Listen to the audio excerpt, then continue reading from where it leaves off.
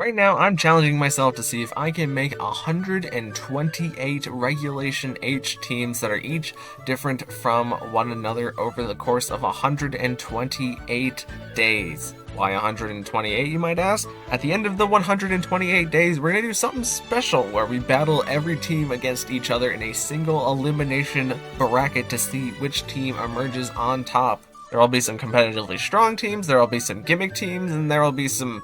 probably a good number of goofs and gaffs in there, so if you want to follow through to the end, subscribe so that you can keep up with each day. But without further ado, let's move on to day 91. Alright everybody, welcome back to another video, and in today's video we're going to be using a hyper speed team. Now this is different than hyper offense, because hyper offense was focused on doing a lot of damage very quickly, whereas hyper speed is focused on outspeeding your opponents and being very fast and then dealing damage. So everything on this team is loosely at least focused around speed or benefiting from being very speedy in some way. So starting off, we have the Alolan Dugtrio first time. Actually, a good number of Pokemon on this team is the first time they're being featured in the 128 Teams Challenge. But we have Alolan Dugtrio, and the reason we're using Alolan Dugtrio is because of its signature ability, Tangling Hair, which makes it so that whenever a Pokemon makes contact with this Pokemon, it will lower their speed by 1 stage. So if a Pokemon tries to fake out into Dugtrio or maybe Sucker Punch into Dugtrio, it'll get a speed drop, and then even though they were using priority moves previously, if they decided to not go for priority moves, then we can outspeed them using Dugtrio, and Dugtrio is already a very speedy Pokemon. And on Dugtrio, we're going to be using Choice Band with some good stabs in the Iron Head to maybe get some flinching, and also the Stomping Tantrum as our ground type damage, but then we also have the follow-up Rock Slide in order to hit things like flying types, and we have the Shadow Claw. Since we're using Ghost Terra, we can go Ghost Terra and then get some decent Ghost type damage off with our Alolan Dugtrio. Next up, we got Galvantula, my most favorite Pokemon that is not a starter Pokemon. And Galvantula is pretty niche. It's like pretty speedy, but not quite speedy enough, so it hits kind of a weird speed tier here. But our Galvantula is going to be mostly support, as we have the Thunder Wave in order to decrease the opponent's speed, but also to add some variance that they might get a Paraturn. And I used to have Sticky Web on the Galvantula, but I think the String Shot is more consistent, seeing as that it lowers both of the opponent's Pokemon's speed by 2, making it easier to deal with them. And on Galvantula, we have the Electro Ball, which is a move that becomes more powerful the faster you are than the opponent, and it has, I'm not exactly sure what the Electro Ball speed tiers are, but Electro Ball gets up to like 150 base power if you're like 5 times faster than the Pokemon that you're using the Electro Ball into, I believe. But Electro Ball is kind of hard to use, because even if you're only like 2 times faster than the Pokemon that you're trying to hit with Electro Ball is like 50 base power, so it's a very inconsistent move, but it can deal a lot of good electric type damage. It's also why we're Electric Terra to get rid of our bug typing that adds a lot of weaknesses onto us, so we can go for that Electric Terra Electro Ball hopefully once we have a bunch of speed built up, and then just start KOing things with Galvantula. And we have the Focus Sash on Galvantula in order to make it so that Galvantula can always take at least 1 hit. And we're Compound Eyes on the Galvantula just so that we are always landing our Thunder Waves, but you could be on Nerve. It's equally likely that both of these abilities would work out. Next up, we got Espethra, and Espethra is a speed boost Pokemon, so that means that at the end of each turn, its speed will be increased by 1 stage, as long as it started the turn on the field. And our Espethra is going to be using Illumina Crash, which is a pretty strong Psychic-type move that also lowers the special defense of the target, so we can use Illumina Crash in collaboration with our 2 special attackers, but also Espethra itself, in order to build up some special damage. And we have the Terra Fairy Dazzling Gleam. Since Fairy is a good Terra type for Psychic types, we might as well just be increasing the amount of Fairy type damage that we're spread dealing here. And for Espethra, we are using the Trick Iron Ball strategy, where we can change out the opponent's item for an Iron Ball, which will make it so that they are grounded, so that they cannot dodge our ground type moves. They're a flying type, helping out Dugtrio a little bit, but it also halves their speed. So since Espethra is inherently pretty speedy, and at the end of a full turn with the speed boost, it'll build up a speed boost, we can hopefully trick the Iron Ball onto a Pokemon in order to make them exceptionally slow, but also in order to steal their item perhaps. And tricking the Iron Ball onto an opponent also helps out Brambleghast, since Brambleghast has the Poltergeist, which if a Pokemon has an item that gets used up, it means that Brambleghast won't be able to Poltergeist them anymore. But if we trick them an Iron Ball, then they'll theoretically never be able to get rid of the Iron Ball. Up next we have Talonflame, and Talonflame is going to be our Tailwind setter in order to make us extra speedy that way. We also have the Taunt on Talonflame in order to inhibit Pokemon that perhaps want to set up Trick Room or go for status moves that way, because we really cannot afford for a Trick Room to be set up on this team. Even though we have a good number of Protect Mons, all of them are pretty frail because they're all designed to be really speedy. But on Talonflame, we are also going with the Terraflying Air Slash here. Since we have the special damage buildup, it's nice to have just a strong special flying type attack that is priority with Talonflame that also won't cause Talonflame to lose its Gale Wings if it throws the Air Slash into the opponents. And Air Slash does have a chance to flinch, so that adds a little bit of variance in our favor whenever Galvantula paralyzes something and we're throwing Air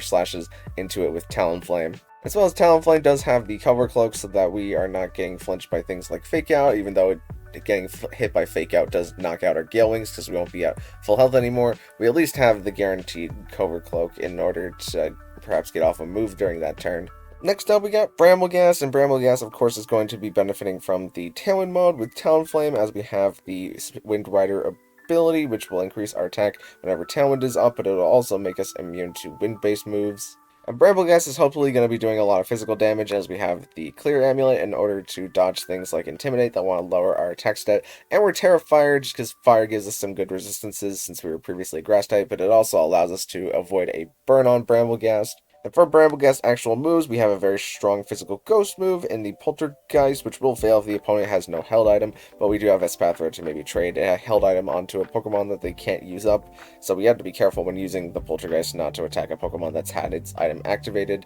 And we also have the Shadow Sneak on the Brambleghast in order to have a bit of pretty reliable priority, and we have the Seed Bomb as our Grass type damage to start for some consistent hitting Grass type damage. And lastly on this team, I decided to slot on a Veluza because I wanted a Water type in order to fill out our Fire, Water, Grass core, even though Talonflame doesn't actually have any Fire type moves. But our Veluza is going to be using 2 strong stabs in the Aqua Cutter and the Psycho Cut, and then we also have the Night Slash to go along with our Sharpness ability, which will multiply our cutting moves by 1.5 times, and we're Choice Scarf so that we are super speedy, and we also have Icy Wind on the Veluza, perhaps to do a little bit more damage along with Espathra's Lumina Crash, but the Choice Scarf Icy Wind also gives us a tiny little bit more of speed control in order to slow down opposing Pokemon. And we're Terra Dark because Dark resists things like Dark and Ghost that we were previously weak to, but it also gives us a boost on our Night Slash that we have there. So yeah, that's the basic gist of the team. Let's get into some battles.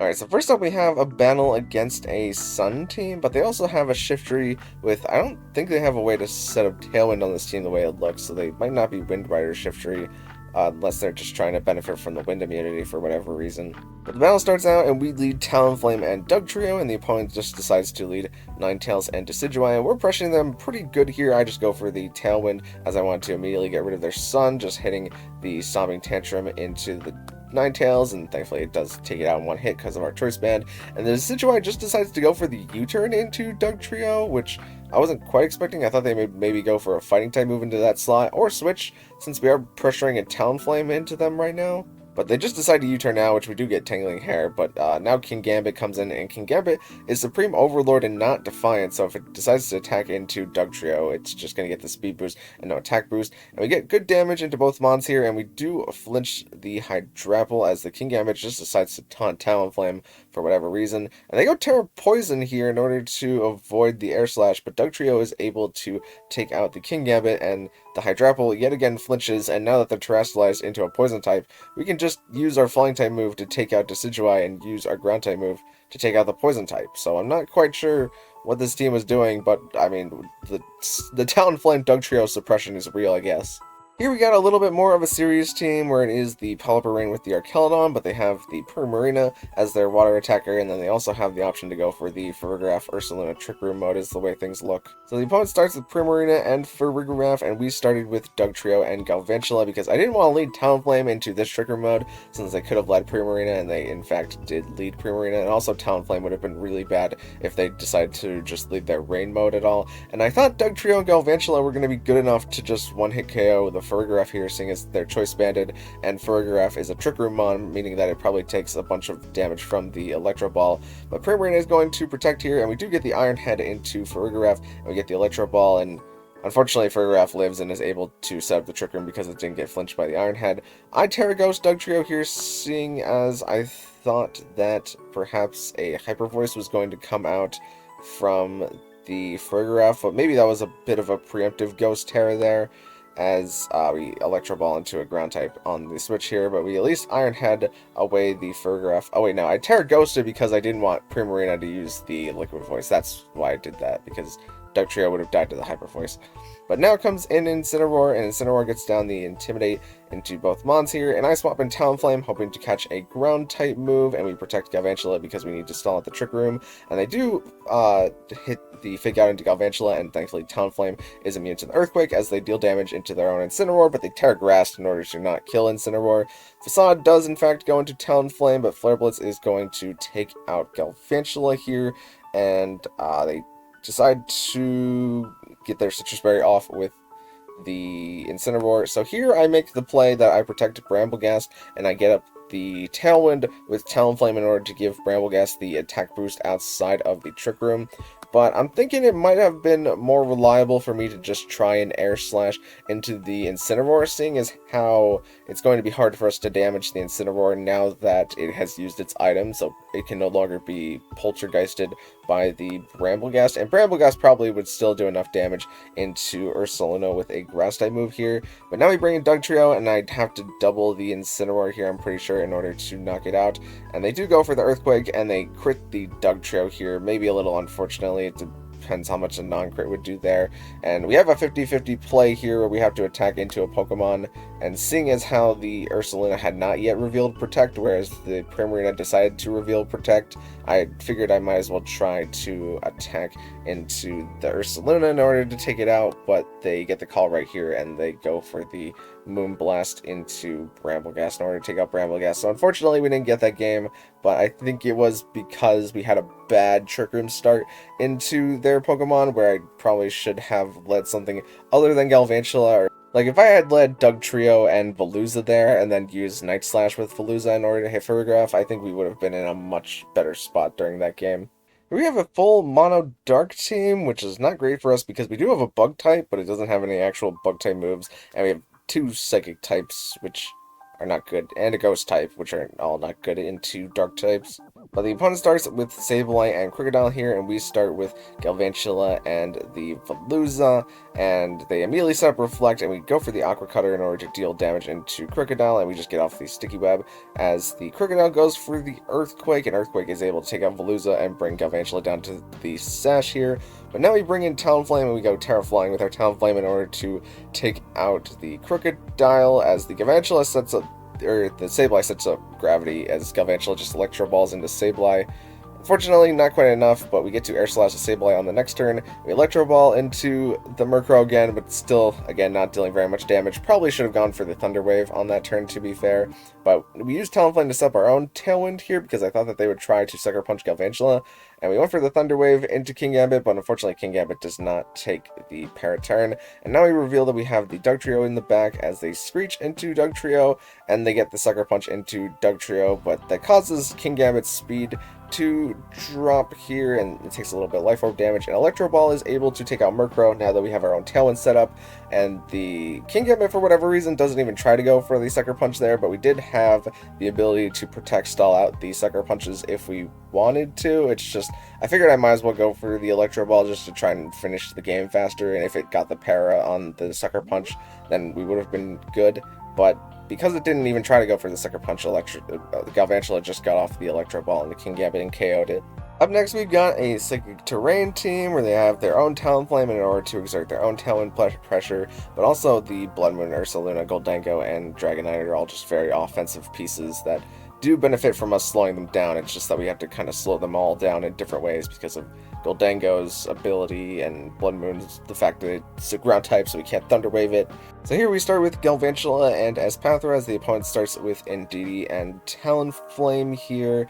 I figured that they were going to try and sub Tailwind and just go for the Expanding Force, and they do in fact do that, so Galvantula does not even get brought down to its Focus Sash here. It actually lives the hit fine, but we Thunder Wave the Talonflame as Espathra gets off its first speed boost, and we protect Galvantula on this turn because Espathra can take the expanding force, and Talonflame hits through the paralysis, but because of the defense investment we have on Espathra lives, and it gets to trick the Iron Ball onto Indeedee, taking a Focus Sash there. But now they hard swap in Goldango for whatever reason, as Talonflame once again hits through the para, and Electro Ball is not enough to take it out, unfortunately. But in comes Sneasler here, and I decided to swap out Galvantula for later use as we Illumina Crash the Sneasler, and that just gets to take it out in one hit. But Goldango goes for the Make It Rain here, and that is going to take out the Espathra as their opponent's Tailwind wears off, and now we have Dugtrio and Bramblegast, where if they had swapped in Talonflame here, I would have used Bramblegast to Shadow Sneak the Talonflame, seeing as the Talonflame was pretty low.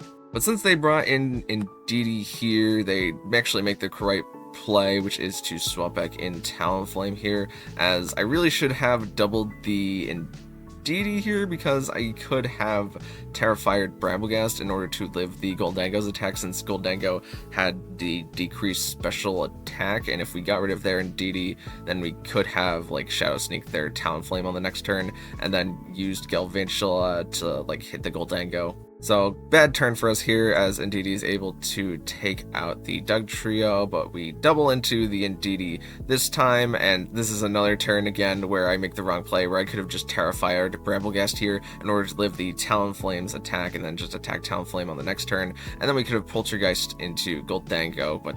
this game I just super threw the match, not really thinking clearly at all about my outs. And lastly, we have a battle against a Firewater Grasscore, but they also have the Kamo as their Firewater Grasscore Breaker Dragon. And Electabuzz for redirection tells me that they either want to be like Iron Defense Body Press or Clang Soul in order to get their Kamo built up very quickly. So we lead Espathra and Dugtrio here as the opponent leads Electabuzz and Kamo, which is the lead that I wanted to see, and we get the full-on Stomping Transform into Electabuzz and are able to just KO it in one hit, as Kamo gets off the Clangorous Soul, and I'm very much hoping that it's not a Throat Spray Kamo, because we wouldn't have been able to trick it if it used its item, but we trick the Iron Ball onto it now, so we are in an optimal point, and now Kamo just goes Terra Dragon here for whatever reason. Blaziken protects itself, not wanting to get hit, and they end up just going for the Flamethrower into Dugtrio. So Dugtrio can get off anything, but Espathra is speed boosting and Blaziken is speed boosting, and I protect Talonflame, seeing as it was probably more likely to target this turn, and we get the special defense drop into the Kamo as Heatwave comes out from the Blaziken there, burning Espathra, but the burn doesn't matter because the Clang Scales is about to take out Espathra. So now Blaziken's pretty fast, but we can bring in Veluza here and Terraflying our Talonflame in order to take out their Kamo, and they tried coaching with Blaziken, but we can just use the Aqua Cutter into Blaziken in order to bring down its sash, and it doesn't matter how fast Blaziken gets, we can always air slash it with Talonflame 95% of the time, and we just Aqua Cutter the Heracross, but the Heracross does have the Rock Blast in order to take Talonflame, but I don't think Heracross tends to run any kind of priority moves, so Veluza is always good to outspeed it here with the Aqua Cutter. But yeah, that's the hyper speed team, and as we saw, a lot of being focused in speed means that you kind of lose a lot of opportunity costs, like especially Galvantula trying to hit those Electro Balls I know I was complaining about into Pokemon that were theoretically kind of slow. Like, it would just be better if we just flat out had Thunder in this slot, and since we're Compound Eyes, we're very unlikely to miss the Thunder. But most of this team is just niche little speed techs that could be good on a single team by itself, but it's kind of hard to use them all in unison with each other, so thank you guys so much for watching. If you liked it, maybe consider leaving a like on the video and even consider subscribing, because both of those things help me out an absolute ton. And I will see you in the next one. Thank you.